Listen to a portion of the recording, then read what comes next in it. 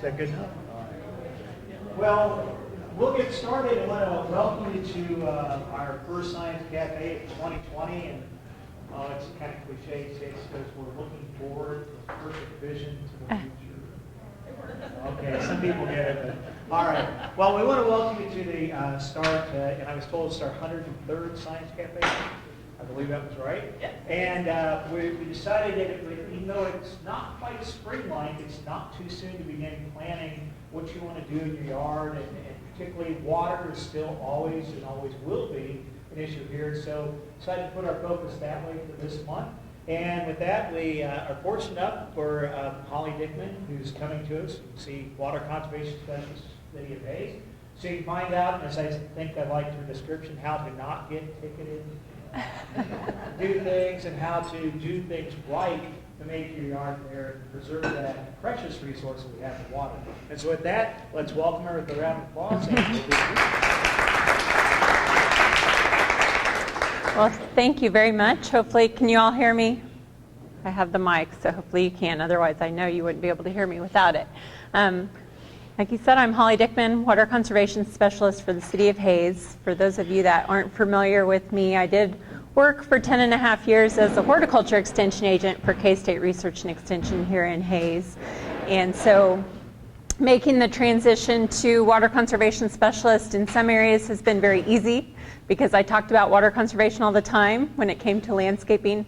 But when it came to low-flow toilets and all those types of things, I've had a lot of things to learn. So it's been an interesting transition, but I am enjoying it. So hopefully we can cover a few things tonight. So to begin, I wanted first to talk in general about just the benefits of landscaping. Unfortunately, I feel like when we talk about water conservation in the landscape, sometimes it automatically switches to, well, let's not plant anything, or let's get rid of the plants. And really, there is a great deal of benefit to having a landscape. As you can see, I'm not going to read all these, but this is just a few of those benefits. And there are lots of studies out there that tout the benefits of green spaces and landscaping, not only for physical health, but mental health and property values and all of those sorts of things. And one study that I found was out of Colorado State talking about the hidden values of landscape. And it was interesting because it was directly related to thinking about drought and how municipalities will be moving forward with drought planning and things like that. So if you're interested, I'd encourage you to look that up and read about that because it was a good study that I had found. So we're here in Hayes. Why the emphasis on WaterSmart? Well, we have a limited water supply here in Hayes, Kansas. If you have lived in Hayes for a while, that's no surprise to you. And actually, water conservation is its own source. So that is why we have been using water conservation to a very large extent since the early 90s. It really is its own water source. If you're saving water, then it's available for use in another time or place. So it is its own source. Water conservation saves you money. If you're paying your water bill here in Hayes, Kansas, that's certainly true, as you all probably are aware. The more water you use, definitely the more you will be spending. And it's just the right thing to do. As we go forward, I've even witnessed this in my short time with the city. It seems like more towns around Kansas, just locally, are getting more interested in water conservation and talking about how they can do things in their towns. But as climate change occurs, as things get more, strict with water usage, water conservation is going to be talked about more and more. I just know it. So aging infrastructure is another reason. As far as costs and replacement of all those water infrastructure pipes, water treatment plants, all those things, having water conservation in place can help reduce some of those costs as well. So I always show this really blurry map, and I apologize for how blurry it is, but I always talk to kids and I always show this map because a lot of times people aren't aware that, well, first of all, that's Ellis County. Hopefully y'all know where Ellis County is, but the blue, or it looks like green on this map, that is actually the High Plains Aquifer or the Ogallala Aquifer. And as you can see, Ellis County is not situated over that aquifer or that source of water. So when we talk about water in Hays, we always say, well, we're the only city in the state of Kansas that has a population over 15,000 that does not have a sustainable source of water by it or near it or under it. So that is another reason why we are so reliant on water conservation. The weather, up and down with moisture, has a big influence on our well water and our water sources. And I always like to show a drought monitor. If you're not familiar with the drought monitor, this is a really nice map that can show the current drought situation in the state or anywhere hopefully I'm loud enough, anywhere in the country. But this one actually is back in 2012. How many of you remember 2012? I remember it very, very well. I was working for Extension, and that was a terrible summer. Terrible summer. It was the worst drought we had seen. And it was one of those things that plants that were very, very tough started dying. We hadn't seen junipers dying and other long established plants dying like we did that summer. But the reason why I'm showing this from January 31st to 2012 is that this is what the drought monitor looked like, and we really weren't that dry. We were abnormally dry, but it wasn't terrible. But this is what it looked like in August. So I like to show that comparison to say things can change really quickly. It's just a matter of months, really, and things can go from not too bad to exceptional drought. And if you remember 2012, it was exceptional drought. It was really, really bad. And this is what we look like now. This is the latest drought monitor. And as you can see, Ellis County is in really great shape. We're not in drought, and we haven't been for the last couple of years. Actually, since I started my job, it's been raining, so it's been really great. But as you can see, there are some areas in the state that are abnormally dry, and down in southwest Kansas, they are in drought. So, you know, it doesn't take long. What's this summer going to do? Can you predict the weather? I can't. So just to give a little background, water usage in the city of Hays, we do have the lowest water usage per capita in the state, which is awesome. We use about 90 gallons per person per day. And the average, this little chart, I'm not going to spend a lot of time on it, but this is just comparing wintertime usage per day versus summertime usage per day. So this is actually water produced that gets used. And so 1.2 million in the winter months versus 1.9 million during those heat of summer months. Another couple of charts I'll show you, one from 2012, just to give you an idea of what the difference is between growing season and non-growing season, which growing season I'm just counting April through September, although we know things can grow into October, but this is just showing green is growing season and blue is non-growing season, and the difference in water usage there. 2018, I'm showing this one because that was the third wettest year on record. We had over 37 inches of moisture, and we really shouldn't have been having to water at all. But as you can see, we still had a lot of outdoor water use that year. And I will make a note to say this is just water, city water. This is not well water. So a lot of houses in town utilize well water for their landscapes. So that is not accounted for here. So I have no idea how much more water was actually being used. I'm showing this example just because there's always exceptions to the rule. You know, generally we can say up to 50% of our outdoor water use in the summertime, or our water use overall, can be attributed to outdoor water use, but there's always exceptions to this rule. This is a local business. I'm not going to name who, but I was looking at their water usage, and as you can see, wintertime, relatively nothing. Summertime, exponentially high. And this is cubic feet. That's not gallons, that's cubic feet. So 7.48 times whatever you see there is how many gallons they use that month. Crazy. But that's unfortunately what happens.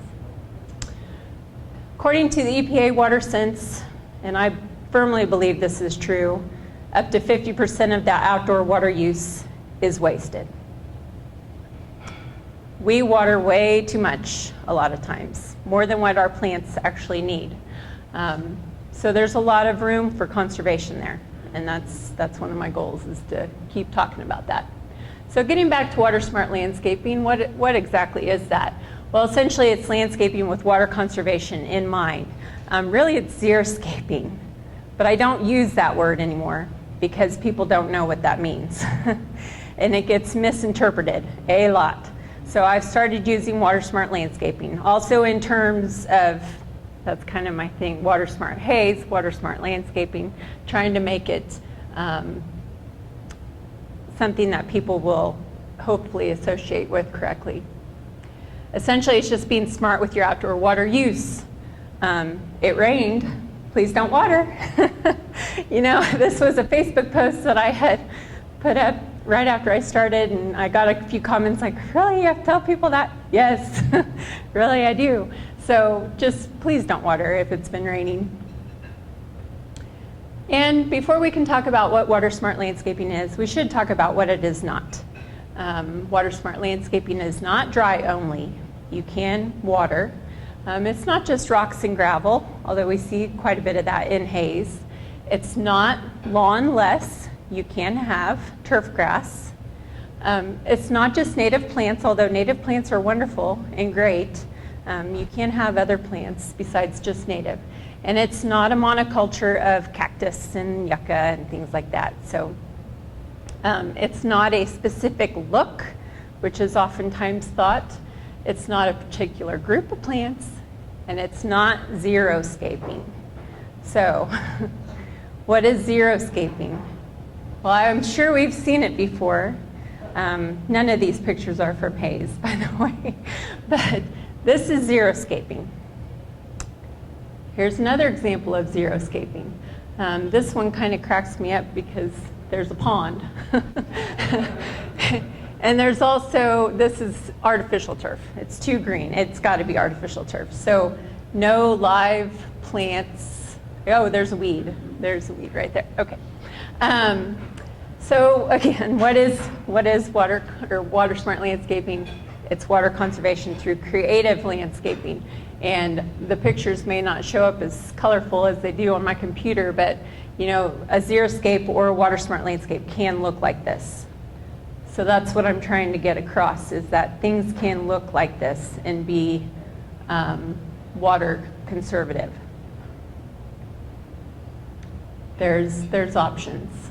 This isn't Haze, by the way. So is this one.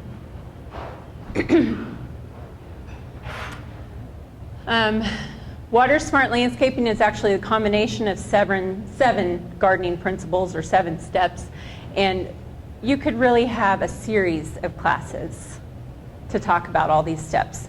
So I'm going to go over way too much information tonight, but I'm going to go over the 7 steps, which are planning and design, soil preparation, efficient irrigation, mulch, right plant, right place, practical turf areas, and proper maintenance. But I'm going to spend a little more emphasis on 3 of these that I think are the most overlooked and ones that we can do even if we have an established landscape already. Some of those other ones you kind of have to start from scratch. First one, planning and design. Hopefully you have a plan for your landscape, or if you have a landscape already, hopefully you took some time to think about where to place things. Think about how water sits on the property. Does it flow downhill? Are there slopes? Is there hot areas of the yard? Is there really exposed areas to the wind? All of those things need to be taken into consideration when dealing with landscaping. Consider all those factors that can affect water use. What about hardscapes? Do you have to use concrete? Maybe you're putting in a patio, you could put in flagstone or some sort of permeable surface that would allow water to actually filter down through the surface versus running off. Those are all things to consider with a landscape like this. Limit turf areas, but when I say that, I'm talking more about cool season turf. So tall fescue, Kentucky bluegrass, things that require more water in our environment here than what Mother Nature can provide. But I promote buffalo grass and Bermuda grass, which are both warm season turf grasses. So if you have a full front yard of buffalo grass, great. I love that. You know, that's not a big deal, but limit cool season turf areas and take microclimates into consideration. And by microclimates, I mean what areas are really hot and dry, or maybe more exposed to the elements that might require more moisture in the heat of summer than the north side of the house where it might be shadier.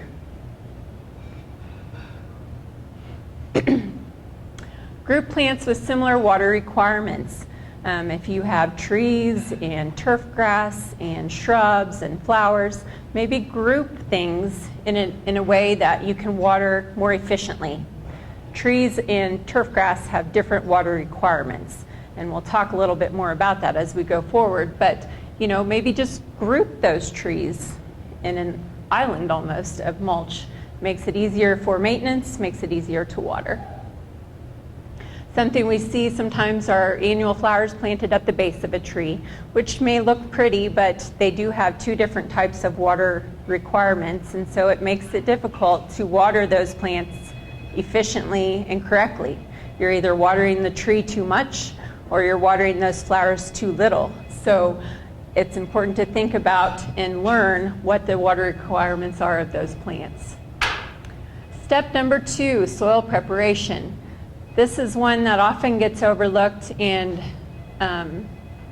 is sometimes not the easiest thing to do, especially if you already have an established landscape, but it's attainable and certainly important. If you take care of the soil and take care of the roots, those tops of the plants will take care of themselves. That's an old statement that one of our flower specialists from K-State used to say all the time, but it really is true. Soil health is critical for plant health, and many times when a plant is having problems in the landscape, whether it's diseases or insects or things like that, a lot of times those problems are actually environmental, and a lot of times that can be attributed back to either the growing conditions it's in, the planting conditions it's in, or just soil health in general.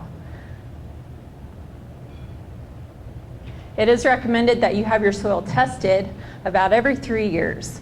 And if you're not familiar with your local extension office, they can certainly help you with that. Soil testing will help you know what your current nutrient levels are. And you can also find out what your organic matter content is, depending on the type of test you get. But this is a starting point. It'll help you determine, do I need to really add that extra fertilizer? Maybe not. A lot of times our soils are really high in nutrients. So that goes back to the WaterSmart on the water quality side. You know, maybe you don't need to fertilize the turf grass quite as much as what you think, because those nutrients are already there. So don't add more. Organic matter is my favorite thing in the world. There are lots of benefits to adding organic matter to your soil. And by organic matter, I mean things that break down over time, whether it's compost. There's some examples on here, cotton burr, peat moss, although we don't use that one as much anymore, hopefully. But this will help improve that soil structure. And by that I mean it helps to, well, here in Hayes we have very heavy clay soils. So if you add organic matter like compost or peat moss or some of those types of things, it helps to loosen that soil up so that when it rains, it actually filters down into the soil versus running off. Heavy clay soil, it helps to loosen it up. If you happen to have sandy soil, it helps to hold the moisture instead of allowing it to run down through. So here in Hayes, definitely a benefit to add some compost or organic matter to your soils prior to planting.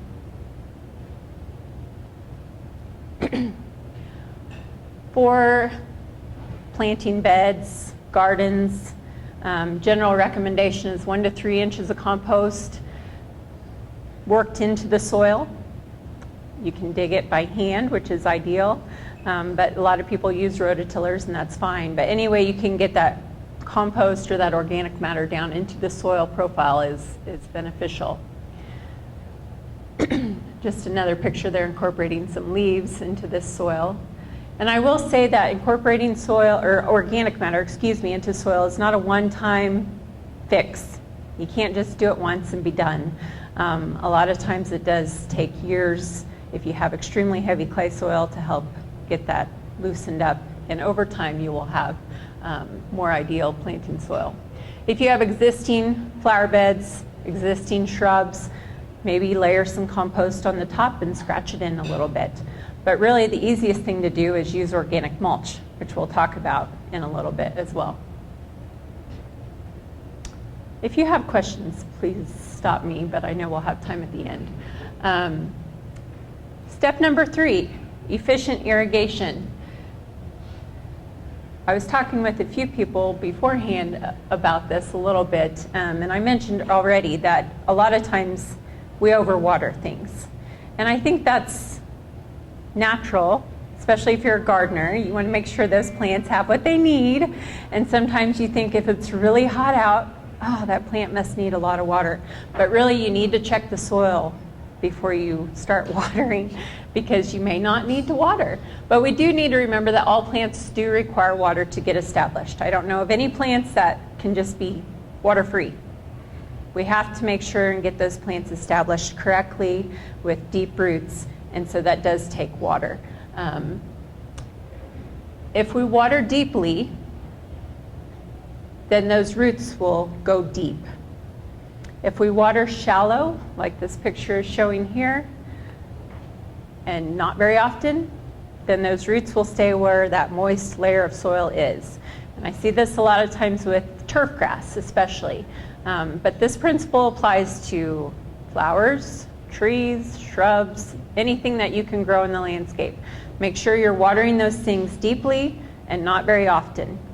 And once they're established, then they will have nice deep root system, which can withstand then those really hot, dry times of our summer. So a lot of times what I had seen in the past anyway is that the yards that were watered every day that had root systems like this were the first ones to show drought stress when it was 105 in August, because that surface dries out really quickly, and then they don't have the roots down low to take up the moisture that's down low. So you want to make sure and water deeply to get those roots established. You want to make sure to adjust your watering based on the soil, not on a schedule. That's hard to think about too sometimes. It's, I mentioned it may be 110 degrees out, but your soil might be completely muddy. You do not need to water, even though sometimes the plants may look a little rough at that time. But if the soil is wet, you're not going to help matters by watering it again. So I brought a couple of soil probes, and I think we'll give those away after a while. But if you have one, of these, that's great. You can push this down into the soil. If you hit a resistant spot, that probably means you've hit dry soil. It's a great measure if you are trying to figure out, well, I watered the tree for this long. How deep did it get? Because that was a question I always got. How deep, how long, how much do I water? Go out and test the soil and see how deep that soil probe can penetrate. If you don't have a fancy probe like this, you can use a long screwdriver. You can use a piece of rebar, anything, a probe, some sort of tool, a stiff piece of wire, something to stick down into the soil. And we'll talk about depths here in a little bit. But plants don't waste water, people do. So the plants will use what they need, and anything we apply beyond that is wasteful. So we need to be aware of how much water we're putting down. Don't overwater. Like I said, it's hard sometimes, especially when we're gardeners and we think our plants really need to have lots of water. But overwatering, it's not beneficial to the plants, and it certainly is not beneficial to your landscape as far as water efficiency goes. So don't overwater. We talk about watering, we talk about when to water. Watering in the morning is ideal.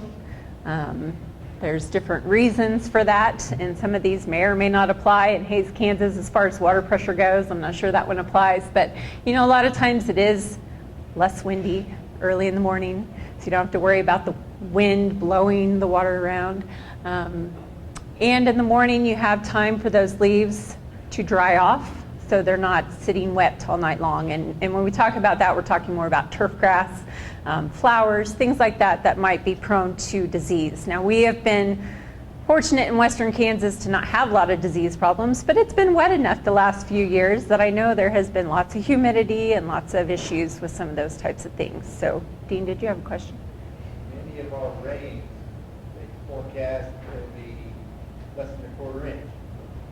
So I know when people drive by glaring at me, if it's going to be a light rain, if you know it's going to be a light rain, that's a beautiful time for water. The ground's already wet, Yeah. humidity is high.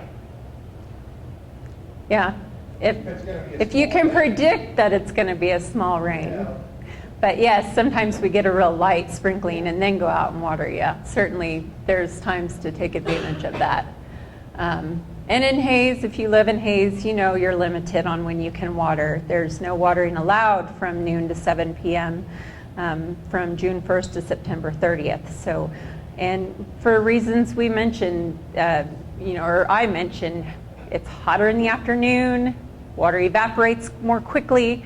It just makes sense to water before noon or after 7 p.m.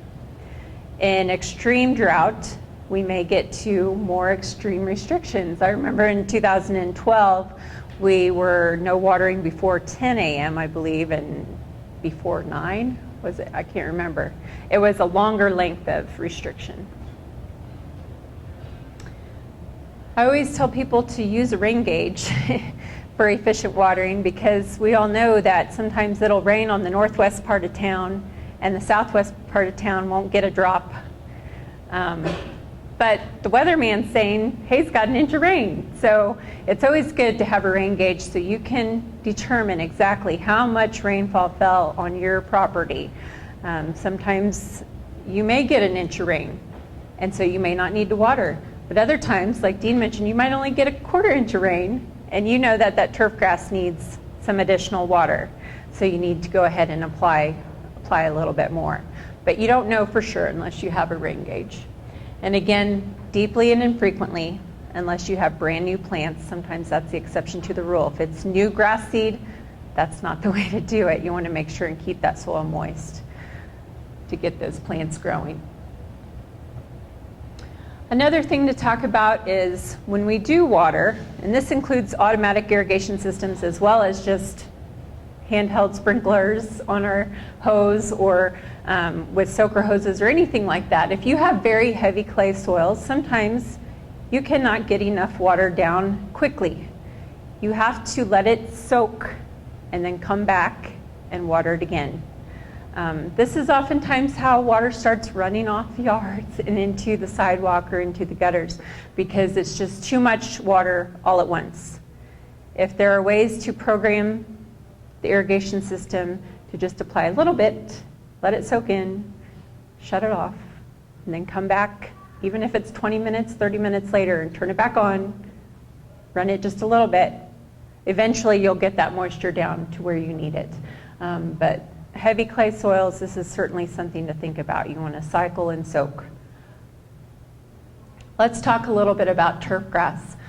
For turf grass, we want to wait for signs of drought stress before we water. And I'm talking about established turf grass, not brand new turf grass that you just planted, but established turf grass, especially your cool season turf grasses. You want to wait for signs of drought before you water. And so sometimes you can walk across the yard and you'll see your footprints remain. That's a sign that that turf grass is a little bit drought stressed or a little bit stressed for water. A little bit different color sometimes the grass will take on, another sign that you need to water. You want to make sure to water long enough or with enough water to wet that entire root zone. Like I showed that picture, you want those roots to go down deep. So for turf grass, we're talking a recommendation of 6 to 8 inches to get to that depth. And that's where a soil probe of some sort is very helpful because you can kind of determine then how long it takes to get to that depth. Another big important step of irrigation for turf grass is once you get those roots down deep, you want to make sure and allow that soil to dry out some before you ever go back and water again. So if you have a cool season turf grass like tall fescue or Kentucky bluegrass and you have well-established root system and everything's good, Once a week is plenty. Now, sometimes when it's 105 and it's windy, sometimes that's not the case, but you need to go out and check the soil to see if that's really needed. But if that root system's really good and established, you should be able to get by with very, very little watering. When we're talking about trees and shrubs, the recommendation is to soak down to at least a foot, 12 to 18 inches actually, and again, watering deeply, but not very often. For new trees and shrubs, that's definitely a different thing, but still, once a week should be plenty. Again, check the soil. Soaker hoses, if you're familiar with those, work pretty well for young trees or mature trees for that matter. You can kind of wind those round under the canopy of the tree and just let those soak for several hours, and that puts the water right where you need it, right by that root system. And again, you can use your soil probe then to go back and check. You see these sometimes, they're called gator bags, or there's other brands out there, but this is a bag essentially that you fill with water and it kind of trickles out at the base. For very young trees, very small trees, this might be okay, but if you have larger trees, that might not be as good of a watering as you might need, where you have to maybe get out a little bit further. Putting the water right next to the trunk is not always a good thing. But for young trees, to get them started and an efficient way to do this, that's one way to do it. Another way, if you don't have these or you don't want to pay for these, just take a 5-gallon bucket and put a little tiny pinhole or drill a little hole at the bottom. Fill it up, let it trickle out on one side, empty it out, put it to the other side, fill it up. Allow that water to soak into the soil slowly, if that makes sense. So with trees and shrubs, we talk about until they get established. That can take up to 2 to 3 years depending on the type of plant you have. So sometimes trees have been in the ground for a year or two and they've been doing great, but we might get a real hot, dry summer this coming year, so you still need to go ahead and water those trees. I would not consider trees established until they've been in the ground for at least 2 to 3 years, if not longer. Vegetables and flower gardens, I'll just touch on very quickly. Really the same thing. 12 to 18 inches, get those root systems established, and allow the soil to dry out in between waterings. Now, vegetable gardens, sometimes there's exceptions to that. Tomatoes don't like to be completely dried out and then wet, and then dried out and then wet.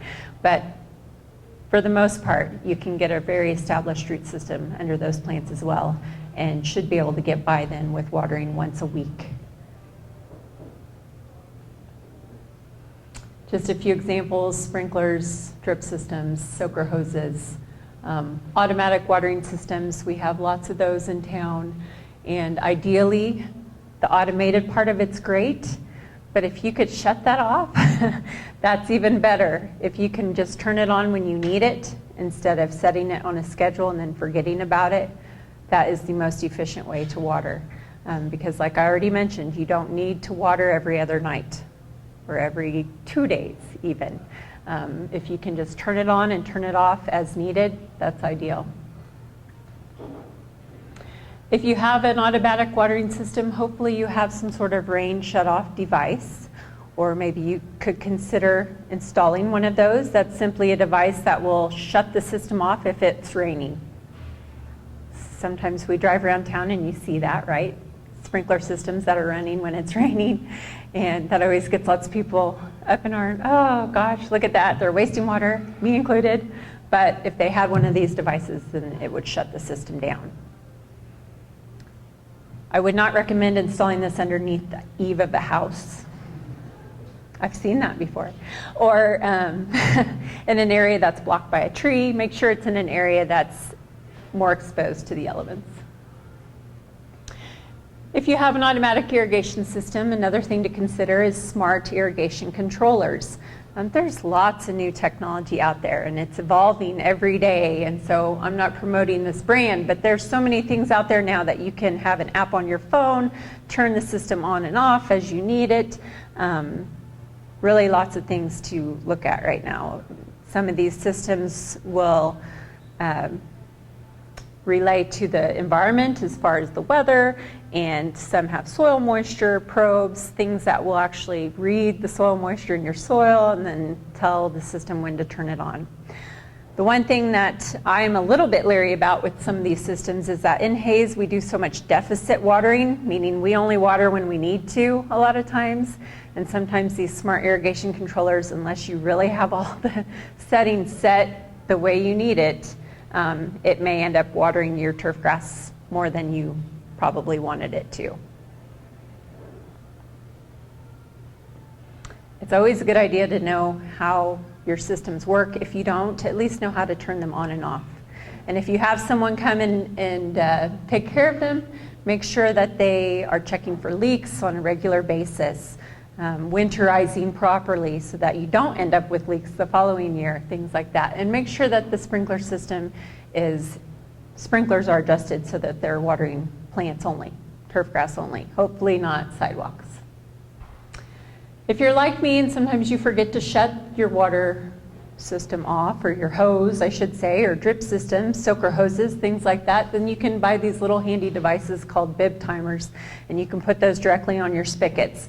And it's a timer that you can set, and then it will shut the water off for you after an hour or 2 hours. Sometimes, you know, if you're letting a soaker hose water a tree, it's not uncommon to maybe wake up in the middle of the night and say, oh, forgot to shut the water off. So these are just a little insurance there to not use extra water. Step number 4, mulch. If I'm going too long, please let me know because I'm going to talk too much. Mulch is so beneficial.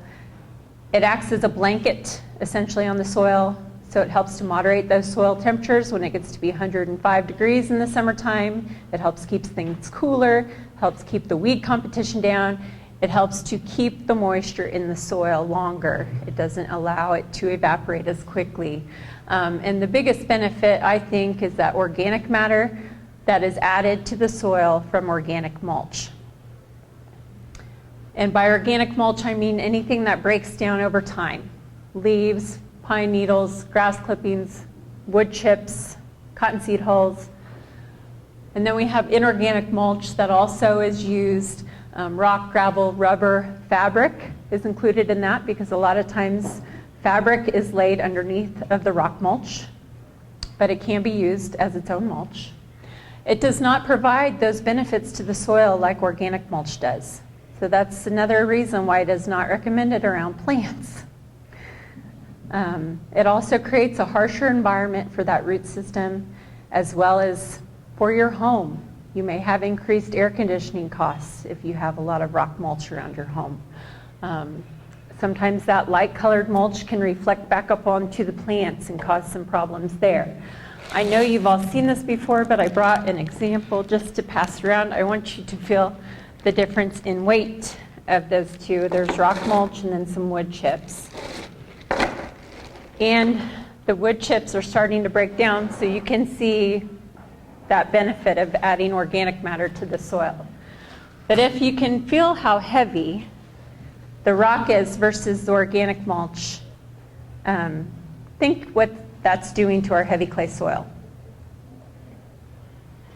It's kind of pushing it down, packing it down. And a lot of the rock mulch we see around town, unfortunately, is not that little. We see a lot of big river rock, and so the heavier the rock, the more compacted the soil. Organic mulch around plants is best. Not to say that there aren't times when rock mulch is necessary or maybe needed. If you have a severe slope or maybe a walkway or things like that, then it can be useful. But around plants, it is recommended that you use organic mulch.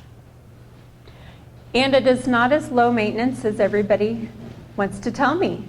If you drive around town, you will see lots of rock mulch, especially with the rain we've had the last 2 years, that looks like this. And it is not fun to pull weeds and mulch like that. I've done it. It's not fun. It is so much easier to pull weeds that may pop up here and there in organic mulch versus rock mulch like this. Mulching trees, I'm not going to talk too much about because we're going to run out of time, but You want to make sure to keep those away from the tree trunks. So we talk about mulch volcanoes, avoid those. We do not want mulch volcanoes, we want mulch donuts. You want to keep that away from the trunk of the tree. There's mulch available for free from the city of Hayes, and I know some people don't like the look of it as much, but I always tell people, well, if you don't like it, put that down for the first 2 inches or so, and then go buy prettier stuff and put it on top. You know, there's free available wood chips at the City Parks Department that you can take advantage of. You can also buy in bulk. Quickly to talk about right plant, right place, plant zone. Sometimes if you're researching xeriscaping online, you'll hear this term hydrozoning. And this is simply what I talked about earlier, grouping plants together with similar water needs.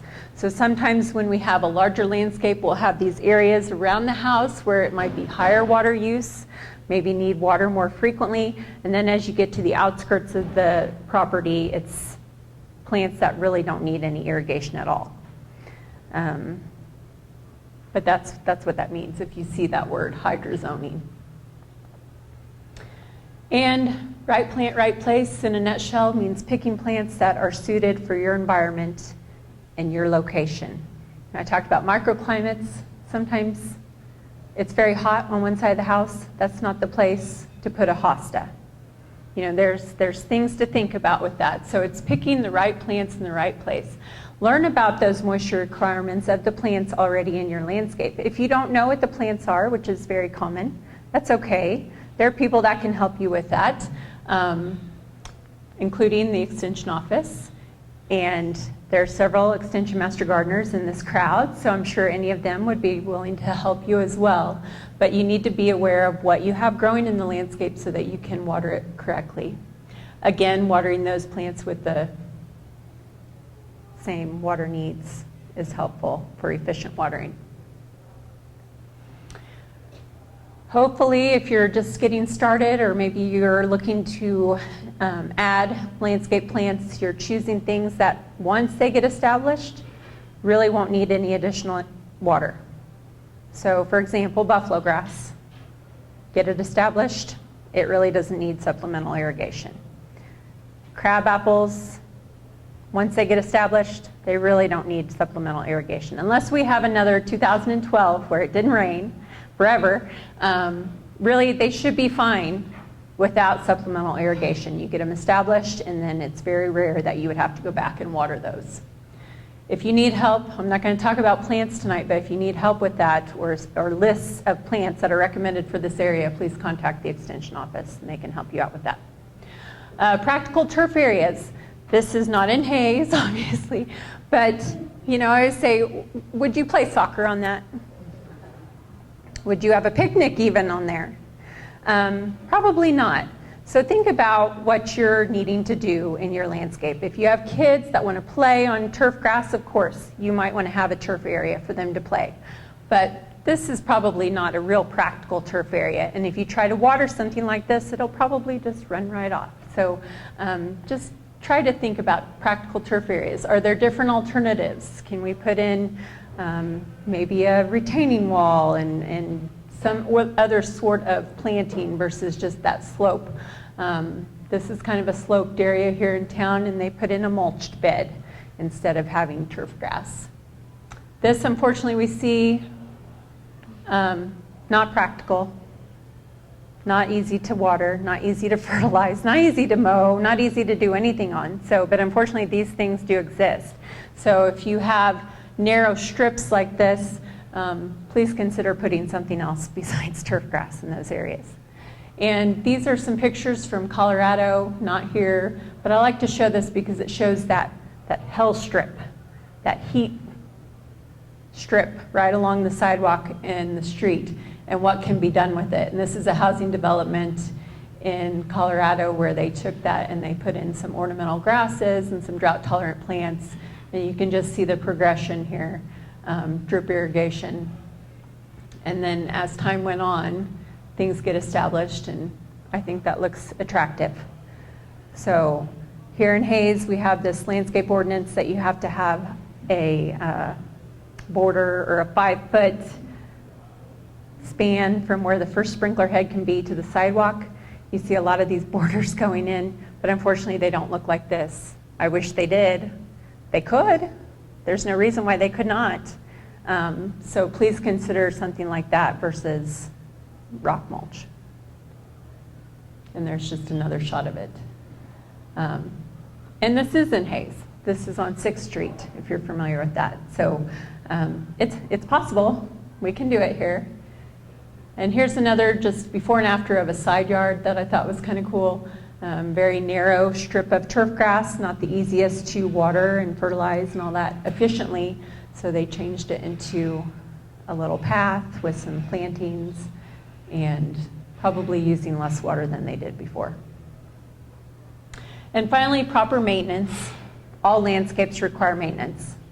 Even those rock mulch landscapes that we see in town, they require maintenance. And if you have plants, of course you will have to do some weeding and some fertilizing and some maintenance, aeration, mowing, things like that. So please don't think that WaterSmart Landscaping means no maintenance or any sort of upkeep. We need to check our plants regularly for pests and diseases. And honestly, if you have a WaterSmart landscape that is maybe stressed a little bit, or you're not watering as much, it might be a little more prone to stress. So you might have some of these insects and diseases pop up, but anyone tell me what this is? Somebody raise their hand because I was going to give, somebody raise your hand. I think someone, okay. What did you say? Bagworm, yep. One of our favorite insects here, so you get a little prize. But if you didn't know what that was, how could you treat it? You might be spraying an insecticide for no reason. And remember, many pests are, or many insects, I should say, are beneficial. Somebody raise their hand and tell me what the first picture is. Anybody know? Ladybug larvae or ladybug nymph. Yes. So that's beneficial. What about this one? So that's ladybug. This is, it's a caterpillar, butterfly. So definitely, but it's a swallowtail caterpillar. Who said that? Right here? Okay. So remember, WaterSmart Landscaping is not xeriscaping. Please help me spread the word about that. I don't know who would want to sit in that hammock in the backyard. I don't know, it just doesn't look friendly and inviting to me, but maybe I'm one of the minority, I don't know. But anyway, this is not xeriscaping. Or it is xeriscaping, it's not WaterSmart Landscaping. So again, WaterSmart Landscaping, I went over it all very, very quickly. But it really is comprised of 7 steps that all work together to create an efficient landscape while looking beautiful at the same time. So with that, if you have any questions, be happy to take them.